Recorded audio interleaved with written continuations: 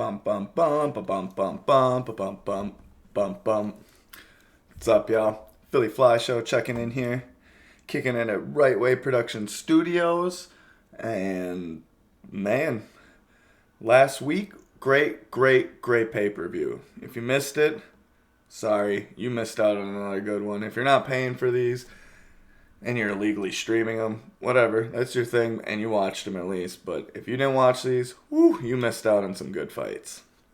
Good names, new up-and-comers, names you should be following because they're going to get into title contention and be fighting in big main events or co-main events. So, I mean, get in here and start paying attention. UFC's popping off for the year. Pretty much there's barely weeks off. Sometimes I take a week, 10 days in between during certain holiday points so the guys can be, with their families. But hey, it's pretty much all season long till December, and from December to January they take a 3 to 4 week break for the holidays. That's just the only time you get time off in the UFC. So it's nice to have weekly shows and, literally weekly events. Last week we had Israel Adesanya versus I almost said Forrest Whitaker. Whew, that would have been funny. Robert Whitaker, man, that's funny. That's literally, I'm laughing inside. I almost want to cut this out and start over, but that was pretty funny. Y'all should be laughing. Started out that event with some weird things the back-to-back weeks. So I'm going to jump into this before I jump into last week. So in the back-to-back weeks, I have put down a sheet of paper on Thursday, written it out, whatever, 15 to 1. That's how I give it to you guys. We start out with the first fight of the night, and then we get to the main event, just like, a normal day. But with what's been going on, I'll put out this sheet, and all of a sudden the whole fight card's mixed up. For one, somebody drops off, and then all of a sudden it's just like Dana White or whoever makes, the matches are like, no, since that fight's off, we got to mix it up way differently. So start paying attention to the way I'm putting it out there, because they're changing the fights on me at last minute because of a drop off. Like last week, we didn't have Alex Perez versus Matt Schnell, and I should probably just go through it on the ESPN card here, which says it's in the right order, but I don't remember seeing it this way. So yeah, let me get into it here. The first fight they say was William Knight versus Max Grisham. I don't remember that. The first fight should have been Blood Diamond and Jeremy Wells. I'm pretty sure that fight happened first because I was out and about and just came home when the fights were what I thought were supposed to start, but I missed it by like 20 minutes or 30 minutes. So when I jumped in, that was the first fight I was watching. So it's just weird to me. Anyways, if they are mixing up fights, just pay attention. I am picking the right people. It's just they're not matched like 15 and something. You'll see. So I'm gonna go through, what happened here on my sheet, and if it gets a little confusing because you're looking at it on ESPN or whatever, that's what I'm just trying to explain. I took way too long to explain that. We're jumping into Israel Adesanya, Robert Whitaker, UFC 271. Match like 15 was Jeremy Wells versus Blood Diamond. I got that one wrong. The next fight was supposed to be Douglas Silva de Andrade versus Sergey Mozov. I got that one wrong. I picked Sergey. Match like 13 was supposed to be AJ Dobson versus Jacob Malkoun, and Malkoun got the win, so I got that one wrong. So literally at the start of my night, I was like, oof, I've had such good weeks. This is going to be the first bad one. But you'll see the turnaround because the turnaround started here. Carlos Alberg versus Fabio Charant. Carlos got the win. It was supposed to be Alexander Hernandez versus Rene Moicano, match like 11, but they moved that fight. But I'm going to announce that fight because I got that right with Moicano with the submission. And Moicano looks great in the lightweight division. Just awesome. Can't wait to see what he's got moving forward.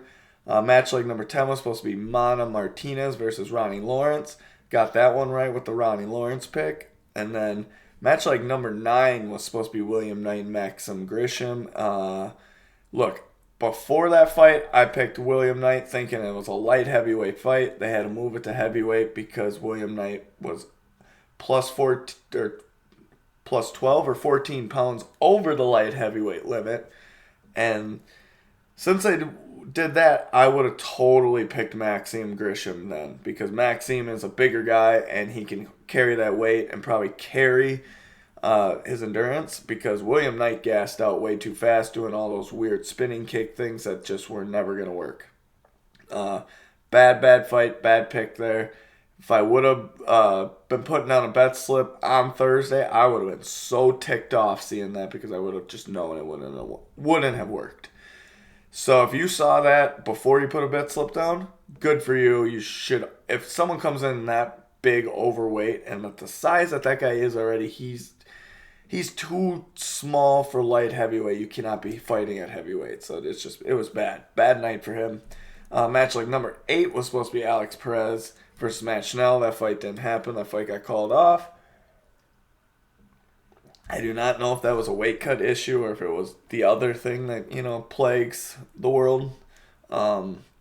Next, we got match like number 7, Roxanne Modafferi versus Casey O'Neill. That was Roxanne's farewell fight, and she threw in her gloves. She's a brawler. She's a mad woman. She's the entrepreneur of that flyweight division. Well, not really the flyweights. I don't know what weight class she started out in. She's just an entrepreneur in the in the UFC. So great way to see her go out, fighting on her honor. Casey O'Neill looked like she was getting really frustrated because she couldn't knock her out with any of the blows she was doing. That is the one downfall in Casey's skill set, is she doesn't really have the power. Like, she just comes in with combinations, and her combos are what's supposed to finish you. I just wish she could get a little more power. That'd be kind of cool. That's the only thing she's really missing in her game. Featured prelim was Andre Olaski versus Jared Federa. I got really mad because I picked Andre Olaski on that underdog thing to outstrike Federa, and Federa got plus 4.5, and Federa actually outstruck Andre Olaski. So that was kind of cool to see. Jared did way better than I thought he would, but that's why it was such a close on the betting line there. So it's weird how Andre's 43 years old and still can get this done. So very, very different to see this old guy just kind of surge. It's just different for me. It's like watching Glover Teixeira. I can't wait to see Glover Teixeira's next fight, because I want to see if he can actually do what he's been doing the last couple of years. All right, so next was the Bobby Green versus Nasarat Hakparas. Great fight, but Bobby Green is just finding himself and getting to a new level with that striking. He looks good again, but we'll see. Next week was supposed to be Dariush versus Makhachev. Makhachev doesn't have an opponent, and everyone's talking that it might be Bobby Green, so stepping in. That'd be kind of cool, but that's a tough fight for Bobby Green if he does. If you're putting a bet and slip down, it's going to be like negative 1,500 or negative 1,200 for Makhachev next week if he fights Bobby Green. But Bobby Green got the win. Next was supposed to be Kyler Phillips versus Marcelo Rojo, but that fight actually happened on the prelims, and Kyler Phillips got the win there. We got to flip this page here. Yo, sorry about my voice, guys. All of a sudden I just got really hacked up here. Next was Jared Cannoneer versus Derek Brunson. Glad Jared Cannoneer took out Derek Brunson. That was very, very, very great on my pick, and I just not a Derek Brunson fan, so a little too cocky for me for what his skill set is, and he's had some good fights, but hey, I'm glad Jared got him out of there. And then the big pick for me was that Tai Tuivasa plus 160. I wasn't confident on it because it was in Derek Lewis, he's got hands, man. He hurt Tai, and then Tai just put him, the way he put him out, no one's ever done to Derek Lewis. So Tai Tuivasa doing what he did was just epic. And then obviously the main event. Now, quick talk about, because I am running it here a little long. Israel Adesanya I picked at the negative 280. I do think, watching back on the fight, because I was writing it down, I had Israel winning 3 rounds. And I don't remember the exact order I had it in because I threw that little sheet of paper away. it was just something I was trying, something different I was going to add to the show, but it didn't work out to what I was, trying to do. So I'm going to do something different on the next main event, and some of these fights to kind of, remember things and say into them to the next podcast, like I'm doing in this review. The one thing I will say about Izzy's win, because people are saying they thought Robert won and Robert did enough to win because of the takedowns and stuff. If you're going old school, wow.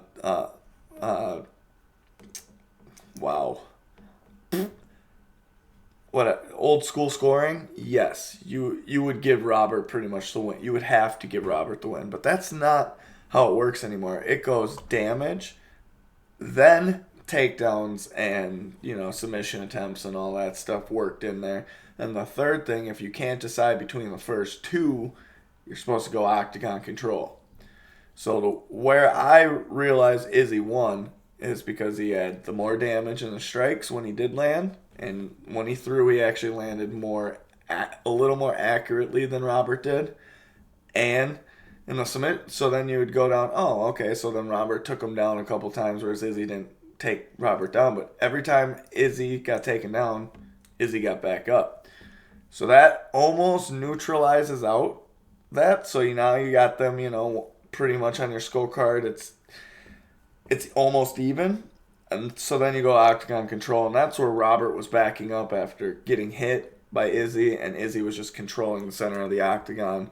So that's where I came down to, Izzy won the fight. Just go back, look at the strikes, and then go back and look at Robert's face after the fight, and then tell me that Robert won the fight. That's just to go look at Robert's post-fight interview. The dude's face is lit up like bad. And you go look at Izzy.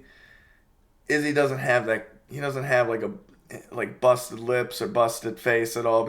He just doesn't have any bruise. He just doesn't have anything on his face, really. I mean, he got hit a couple times and a couple good shots, but it was really Robert with the takedowns. It's the way he was trying to win the fight. But, hey, I don't know what's next for Bobby Knuckles.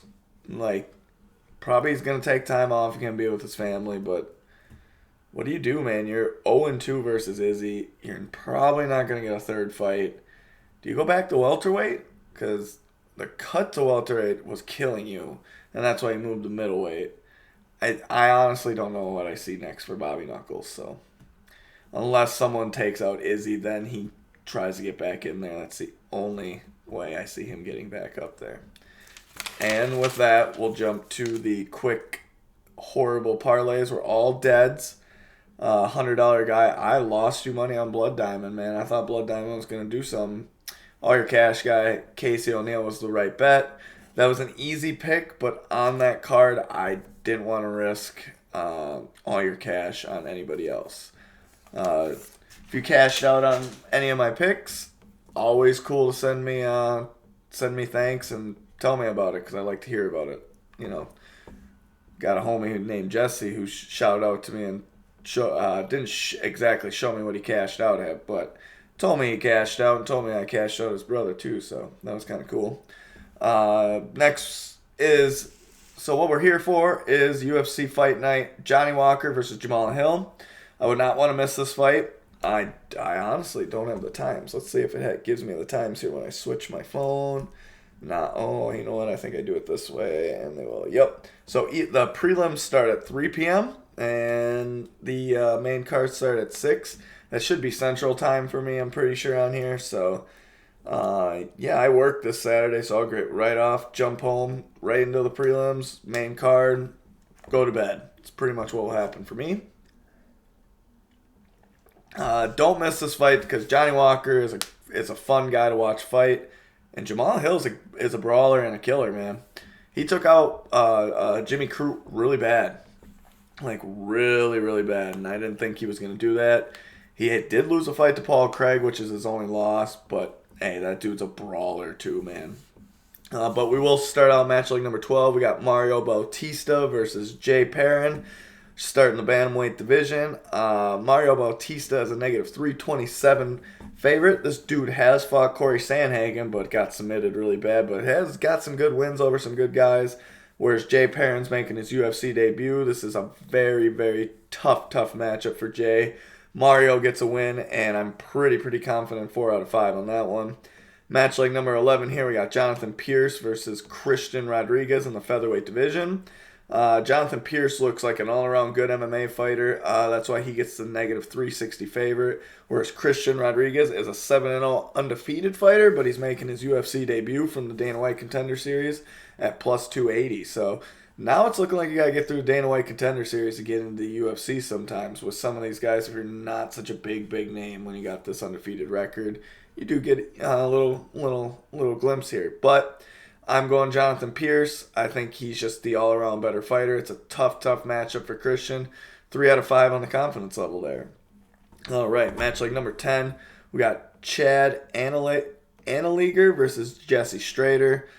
Jesse got knocked out his last fight. Bantamweight fight here. Chad just looks like the better all-around fighter. He's got a negative 270 favorite, whereas Jesse's a plus 220 underdog. I'm going Chad there, not just because he's the favorite.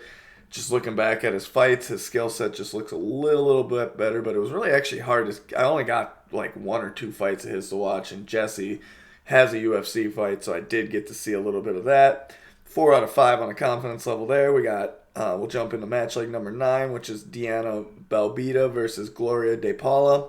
Strawweight fight. I'm not betting this fight. These two girls are too good at what they do and too good of up-and-comers. I don't know much about them. Deanna's got a big win in the UFC. I can't think of the girl's name off the top of my head right now. And Gloria has got another. I think she's got one good win. I don't remember the girl she fought to. They're just good fighters, and it's a great matchup in the strawweight division. I'm picking Deanna to win. She's a negative 130 favorite, whereas Gloria's plus 110. 1 out of 5 on confidence, which means I'm not betting that fight on anything. Not a single bet, and not on a parlay for me. All right. Match like number 8 is Chaz Skelly versus Mark Streagle. Risky kind of fight, but Chaz Skelly is a negative 200 favorite, whereas Mark is a plus 170. This is a featherweight fight. I'm going Chaz, but Mark's got the skill set to compete. So 3 out of 5 on my confidence that Chaz gets that win and that dub. All right. Now, this fight here, I really wanted to change to 5 out of 5 on my confidence level, but I had to keep it at 4 because Stephanie Egger is a decent fighter. We got Jessica Rose Clark versus Stephanie Egger in the bantamweight division. If you don't know Jessica Rose Clark, watch this girl. For one, her tattoos are sick. Like, if she even loses the fight, at least you get to see some pretty cool tattoos. Secondly, though, this girl is, if she can work her way up and not jump ship and get straight to the top in the bantamweight division, you could see this girl compete for a championship title or at least get up into that realm of top 5. I see her as a top 5 fighter eventually here. She's got that also swagger that you will just love. So that's why I'm all in on Jessica Rose Clark. She is a negative 190 favorite, whereas Stephanie Egger is a plus 160 underdog. Jessica is going to win this fight. 4 out of 5 on the confidence, like I said. Now, things are going to get a little tricky here. I don't know if this is going to be the featured prelim bout the next one, or if they move this to the main card. Online, they got all these cancellation fights, so it was all screwed up looking. So match like number 6 is Gabriel Benitez versus David Onnamaya, and this is a featherweight fight. Gabriel's 22-10 in MMA fights and professional. So dude's got experience, whereas David took his first loss ever. So he's like 8-1 or 7-1. Gabriel's a plus 125 underdog, whereas David's a negative 150 favorite. The thing for me is, on this one, I think David's just the better fighter, but Gabriel's got the experience. So Gabriel could take him into deep waters and do what I think it was Trevin Jones, or it was a guy named Jones, did to David and beat him. Just took him into deep waters and gassed him out in his first fight. If Gabriel can do that, Gabriel gets the win. I'm not betting on this fight at all, not putting it on anything. But I picked David to win as the negative 150 favorite. But you could pick Gabriel too and put him on a parlay just to up your money and risk it if you want. I'm not jumping in on that. That's too risky for me. Next fight is another too risky fight for me on betting. I know I keep saying that, and that's probably not the best thing to say on a betting show. But that's the way I see it. We got Kim Buckley, who had that amazing switch kick in 2020, KO of Impa Kazasan.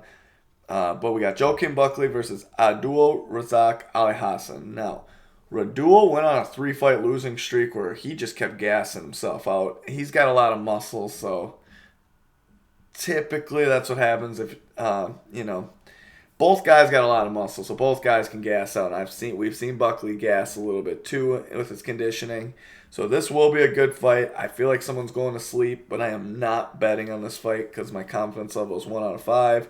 But Buckley's a negative 160 favorite, whereas Abdul is a plus 135 underdog. I'm going Kim to win just because I gotta make a pick. That's my pick. But that's a middleweight fight I'm just staying away from. Match leg number 4 should be Jim Miller versus Nicholas Mota. Lightweight fight. Nicholas got a great skill set. He is fighting a very experienced fighter, but negative 175 favorite for Nicholas, plus 150 for Jim. I think Nicholas gets the win just because Jim's at the end of the career, man. But he's a UFC vet. He's probably going to have the most fights ever in the UFC, I think, now after this. So 3 out of 5 on the confidence that Nicholas gets the win there. Jump into match leg number 3. We got Parker Porter versus Alan Badat. Heavyweight fight. Big boys are going to swing. Somebody's going to sleep. Alan does not. He's got to get a win or he's out of the UFC. So he should bring it, whereas Parker Porter's got some good dubs, but he's taken a couple losses too. But negative 260 favorite for Parker. Allen's a plus 210 underdog. Parker gets a win. Parker probably gets a knockout here. 4 out of 5 on the confidence level there. All right, match leg the co-main event I think was supposed to be Kyle Dawkins versus Kevin Holland, but I think Kevin Holland had an injury or something. I cannot remember what happened with these guys. I think it was like an illegal knee or an illegal up kick or something. Something happened. I don't remember it. They're supposed to rematch, but someone dropped out. Something happened. Kyle Dawkins is now fighting Jamie Pickett at a catchweight fight. Kyle Dawkins is a negative 270 favorite, whereas Jamie Pickett's a plus 220. I don't have no confidence on this one because of the catchweight and because of the surge of Jamie Pickett. Kyle Dawkins is great and got great hand speed, but he's fighting a guy who's got some great distance and great stand-up, too. So it's just going to be a good fight. I think the odds are a little closer. But I think Kyle gets the win. 1 out of 5 on the confidence there. Then we jump to the main event of the evening. We got Johnny Walker versus Jamal Hill. Light heavyweight fight. Plus 200 on Johnny Walker. Negative 240 on Jamal Hill. After I seen what Jamal Hill did to after what I seen Jamal Hill did to Jimmy Crute, I see the same thing happening to Johnny Walker. Quick finish for Jamal. I see a first round finish for Jamal Hill. That's just what I see. Like I said, negative 240 for Hill, plus 200 on Walker. 3 out of 5 on the confidence that Jamal Hill gets the W. That's a main event you don't want to miss. Quick parlays here. My first 4-legger, I'd take Bautista with negative 327. Anna Liger with the negative 270. Jessica Rose Clark with that negative 190. And Parker Porter with that negative 260. On a parlay, money line for all wins. Next one, I'd do Jonathan Pierce. I did put Belbita on a parlay just for a risk to get the money up there. Chaz, Skelly, and then Jamal Hill, just so you got something on the main event too, so you pay more attention to the fight. That's my 2 parlays. They're both 4-leggers there. $100 guy. I don't have a great bet for you this week, so I put Jessica Rose Clark. And all your cash guy, guess who else I picked? Jessica Rose Clark. Girl's got the swagger. Girl's gonna get the win, and the girl's gonna beat down Stephanie Egger. And if it doesn't happen, man, be an epic fail. All right, y'all. Shout out to Right Way Production Studios for always making this happen until I can get everything under my own, skill set and everything. I'm going to end up getting a live stream here going, but I've got a lot of things to work on here. got a lot of ideas that I gotta just start moving forward with. Gonna keep doing the show, obviously, and hey, this is a very long show, 25 minutes. I'm jumping out, y'all, and I just want y'all to put down some bets, listen to me get you some money, and see you next week for whoever Mock Shop fights, if they even have that as the main event. I could see them switching into a different fight, too. Keeping Mock Shop versus Benil Dariush, because that's a big fight. All right, see y'all, and yeah, peace.